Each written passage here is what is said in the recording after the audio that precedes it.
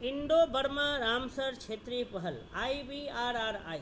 Indo Burma Ramsar क्षेत्रीय पहल IBRRI एक सहयोगात्मक प्रयास है जिसका उद्देश्य इंडो बर्मा क्षेत्र में आर्द्र भूमियों का संरक्षण और पुनर्स्थापन करना है।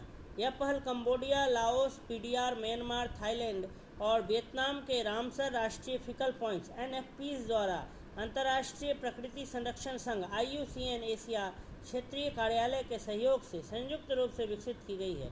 यह पहल रामसर कन्वेंशन की रणनीतिक योजना के कार्यान्वयन में अहम भूमिका निभाती है, जिससे सीमा पार आर्द्र भूमि पारिस्थितिकी तंत्र का सतत प्रबंधन सुनिश्चित हो सके। हाल ही में संपन्न हुए रामसर COP15 सम्मेलन में एक साइड इवेंट के दौरान इंडो बर्मा रामसर क्षेत्रीय पहल की प्रगति को प्रदर्शित किया गया। इस अवसर पर IBRRI ने आधिकारिक रूप से अपनी रणनीतिक योजना 2025 से 2030 की शुरुआत की, जो सदस्य देशों में आर्द्र भूमियों के क्षरण को रोकने और पुनर्स्थापित करने के लिए एक सीमा पार रूपरेखा प्रदान करती है।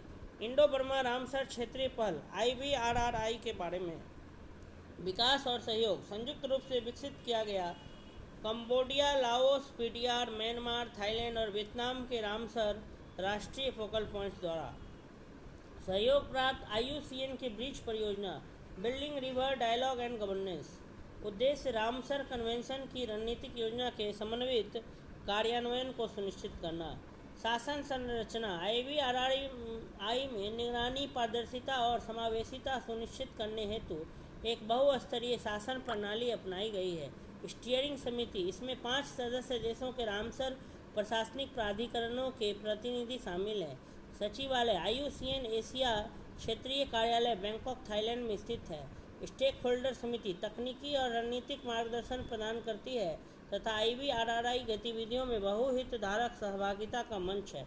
रणनीतिक योजना 2025-2030। यह रणनीतिक योजना क्षेत्रीय सहयोग के लिए एक स्पष्ट रोड मैप निर्धारित करती है। लक्ष्य इंडो बर्मा क्षेत्र में आर्द्र भूमियों के क्षय को रोकना और उन्हें पुनर्स्थापित करना। दृष्टिकोण सहयोगात्मक और सीमा पार साझेदारी पर आधारित, जिससे सदस्य देश संरक्षण, पुनर्स्थापन और सतत उपयोग हेतु मिलकर कार्य करें।